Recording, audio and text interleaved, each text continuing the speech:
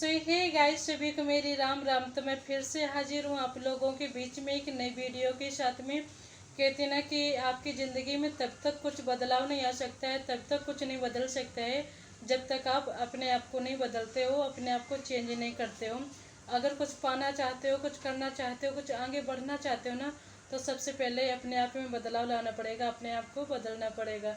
क्योंकि कुछ लोगों की आदत होती है ना कॉपी करने की, नकल मारने की, कि वो ऐसा बाइक लाया तो मैं भी ऐसे बाइक लाऊंगा जाके। और कुछ लोगों की तो उससे भी, यानी बाइक तो फिर भी कुछ पैसे की आती, महंगी आती है, तो उससे भी ज़्यादा छोटी सोच के लोगों को मैंने देखा है कि वो ऐसे कपड़े लाया है ना, तो मैं भी ऐसे कपड़े लाऊंगा जाके। उसने ऐसे हेयर स्टाइल बनवा रखे, ऐसे कलर करा रखा है, तो मैं भी ऐसे हेयर स्टाइल बनवाऊंगा, ऐसे कलर कराऊंगा। यानी इन सब चीज़ों में क्या रखा है कॉपी करने में, नकल मारने में? जो उन्होंने किया तो उनके लिए अच्छा होगा, हमारे लिए क्या बेहतर है, क्या अच्छा लगता है, तो वो हमें सोचना चाहिए। हमारे यानी पर्सनालिटी हमेशा अपनी ऐसी बना के रखो ना कि लोग आपको देख के कॉपी करें कि हाँ मुझे भी इनके जैसा बनना है, ना कि उनके जैसा कि बालों में कलर करा लिया और चिड़िया कबूतर बन के घूमने लग गए। तो उनकी नकल क्या मारना, वो तो पहले से देखने में बुरे लग रहे हैं। अगर कुछ नकल मारना भी गलत नहीं होता है, कहते ना नकल मारने के लिए अकल की ज़रूरत होती है। तो नकल मारो उनकी मारो कि जो कि बड़े बड़े आदमी हैं। कहते ना कि अगर आप उनके जैसा नहीं बन सकते हो, आप उनकी कॉपी करते रहो ना, तो कुछ ना कुछ तो ज़रूर बन जाओगे। तो अगर कॉपी करना है ना, तो हमेशा बड़े कामों की किया करो कि मुझे भी इनके जैसा बनना है, ना कि छोटे कामों की। ये छोटे मोटे काम ना पसंद नहीं आते बिल्कुल भी, कि उन्होंने ऐसे कपड़े पहन रखे, ऐसे साड़ी, ऐसे पैंट शर्ट, कैसे क्या ड्रेसिंग सेंस है इनका। तो ये सब चीज़ें मायने नहीं करती रखती हैं। और मुझे लगता है कि मुझे समझ नहीं आता इतनी छोटी सोच के लोग कहाँ मिल जाते हैं, कैसे पाए जाते हैं, कहाँ होते हैं।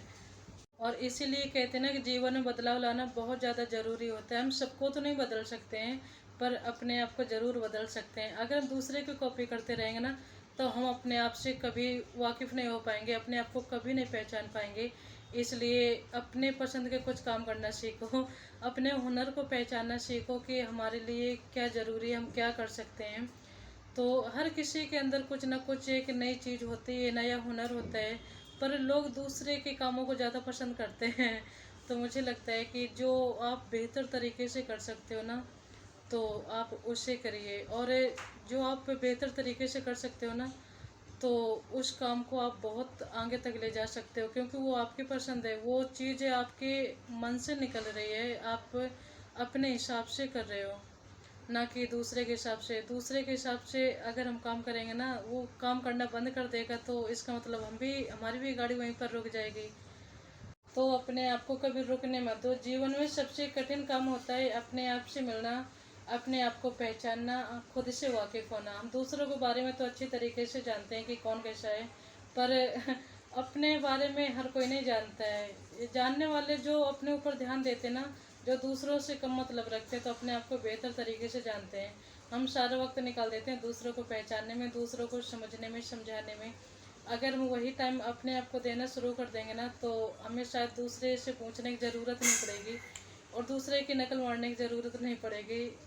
तो इसलिए मुझे लगता है कि दूसरों को टाइम देने से बेहतर है कि आप अपने ऊपर वो टाइम खर्च करें। क्योंकि एक वक्त ऐसी चीज़ होती है ना, कि अगर वक्त पे तुमने सही डिसीजन, सही काम नहीं किए ना, तो वक्त आपको बहुत अच्छा आगे चल के वक्त दिखाएगा, कि वो तो आपको ही पता चलेगा। और जैसे कि हम दूसरे के बारे में जानते हैं ना कि वो इंसान कैसा है, कैसा नहीं है, तो ऐसे वो इंसान भी हमें कि हम कैसे हैं, कैसे नहीं हैं। कहते हैं ना कि कभी कभी हमें खुद के बारे में नहीं पता होता है, हमें अपने घर के बारे में इतनी चीज़ें नहीं पता होती हैं, इतनी बातें नहीं पता होती हैं जितने कि पड़ोसियों को पता होती हैं। अगर कभी कभी ज़िंदगी में ना समझ में आए ना कि हमारे घर में क्या चल रहा है, हमारी ज़िंदगी में क्या चल रहा है, तो एक बार ज़रूर पड़ोसियों से मुलाकात करके देखना, और उनसे पूछना कि हमारी ज़िंदगी में क्या चल रहा है, हमारे घर में क्या चल रहा है। तो तुम एक चीज़ पूछोगे, दो चीज़ें पूछोगे, चार चीज़ें गिना के तुम्हें जाएंगे, क्योंकि हमसे बेहतर तरीके से, हमसे ज़्यादा उनको पता होता है। तो और पता उन्हीं को होता है जिनको, जो खुद के ऊपर ध्यान ना देते हुए दूसरे के घर पे ज़्यादा ध्यान देते हैं।